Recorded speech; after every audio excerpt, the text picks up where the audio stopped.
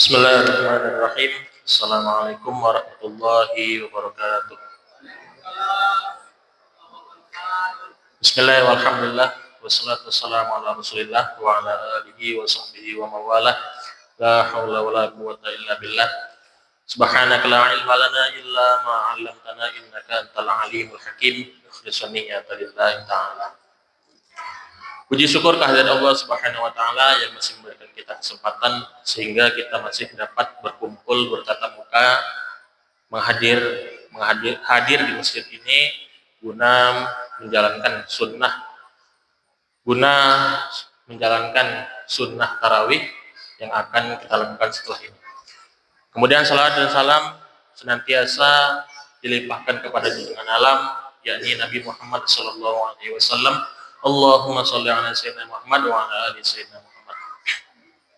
Baik hadirin Bapak Ibu sekalian, adapun apa yang akan kita bahas pada malam hari ini yaitu tentang sunnah-sunnah berpuasa.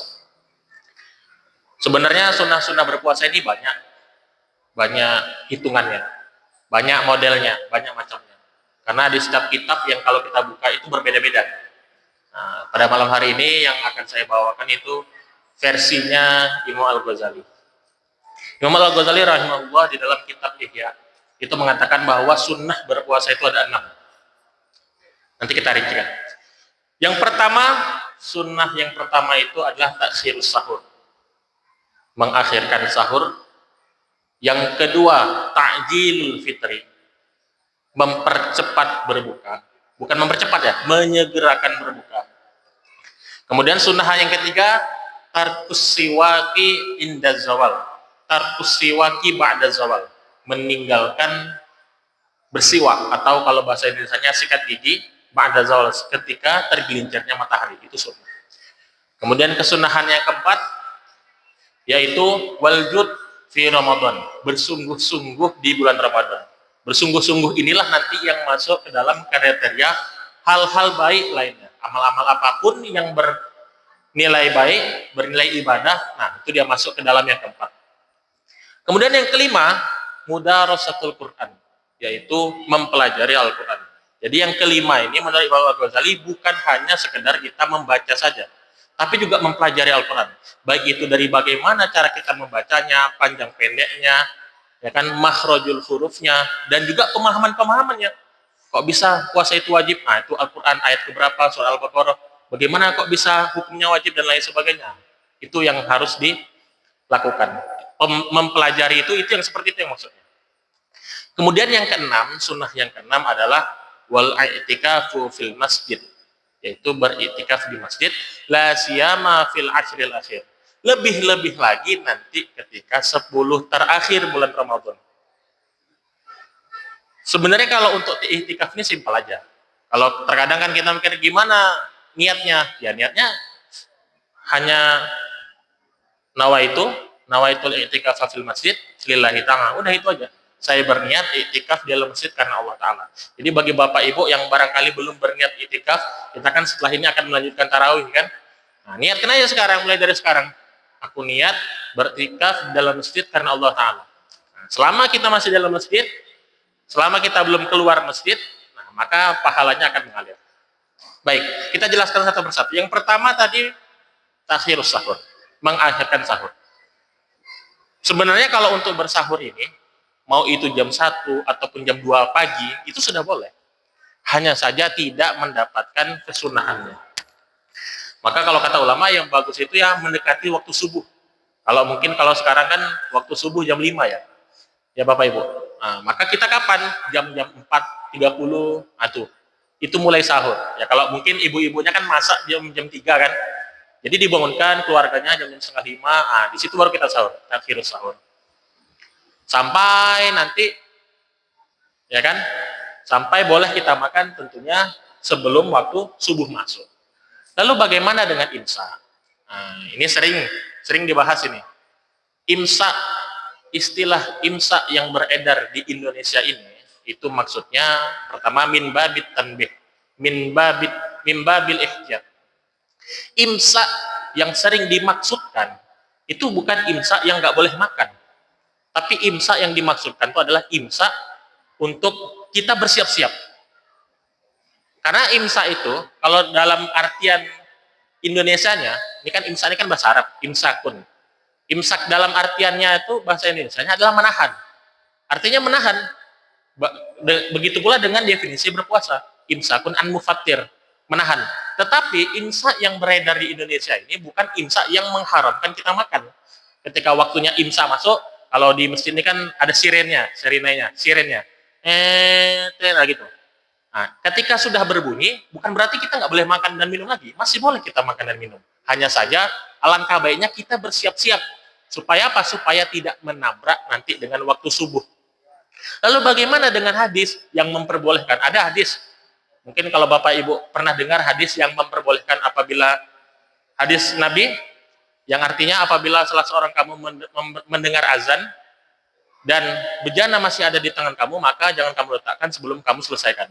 Nah, adapun tentang hadis ini, maka Imam An-Nawawi dalam kitab Majmu' Syarah Muhadzab menjelaskan bahwa hadis tersebut, azan, an-nida, azan yang dimaksud pada hadis tersebut adalah azan yang pertama yang dikumandangkan oleh sahabat Bilal radhiyallahu anhu.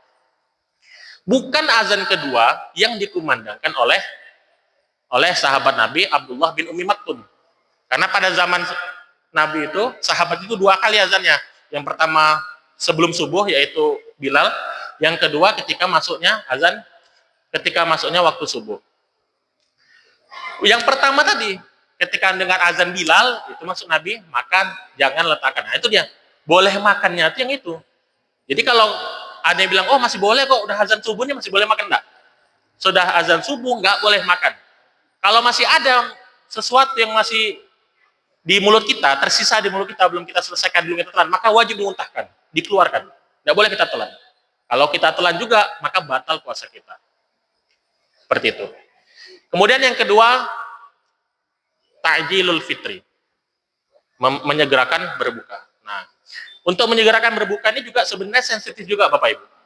Sebab kan kita kan sering kalau kita menunggu berbuka kan mau kita lihat jam, panduan muslim, ya kan, atau kita dengar azan sekitar. Nah, kenapa saya bilang sensitif? Sebab seperti ini.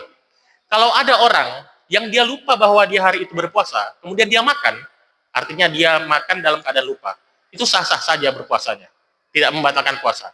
Tapi kalau ada orang yang salah dia waktu berbukanya, ini maghrib nih, dengar azan ternyata.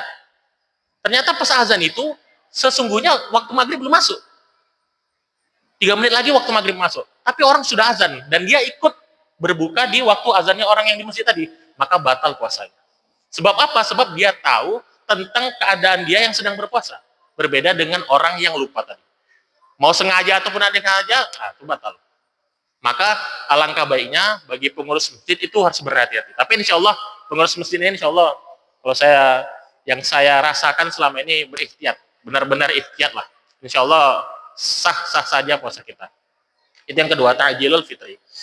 Kemudian yang ketiga tadi, jud. Yang ketiga, tarkus siwa ba'da zawal. Meninggalkan bersiwa ketika sudah tergelincir matahari. Itu sunnah. Nah, pendapat ini menurut Imam Ar-Rafi'i. Pendapat ini menurut Imam Ar-Rafi'i.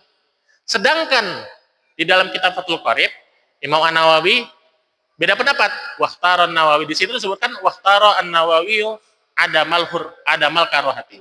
Sedangkan menurut Imam An-Nawawi, hukum bersiwak setelah tergelincirnya matahari itu tidak makruh. Nah, itu yang ketiga. Yang keempat, bersungguh-sungguh. Nah, ini dah yang keempat tadi. Jadi semua amal ibadah apapun yang bersifat baik, alangkah baiknya kita kerjakan di bulan Ramadan. Itu yang keempat. Waljud fi Ramadan.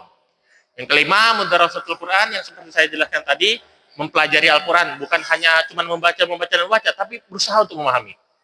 Coba ini apa? Ini benar nggak bacanya nih? Apa yang kurang? Nah, buka apa kan? Tanya kepada guru, belajar, ini benar apa nggak nih bacaan saya nih, udah bagus atau belum? Nah, seperti itu. Itu mudarasatul Quran. Dan yang kelima, al-i'tikaf fil masjid. Beriktikaf di masjid dengan niat lillahi ta'ala. Wallahu a'lam bishawab. Kurang lebih seperti itu. Mudah-mudahan apa yang saya sampaikan pada malam hari ini terkait dengan sunnah-sunnah berpuasa setidaknya adalah satu dua atau bahkan lebih banyak, seenggaknya seluruhnya yang kita kerjakan. Mudah-mudahan bulan puasa tahun ini dipenuhi keberkahan. Amin amin ya Allah ya rabbal alamin.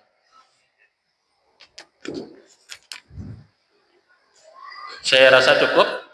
Lebih kurang mohon maaf. Assalamualaikum warahmatullahi wabarakatuh.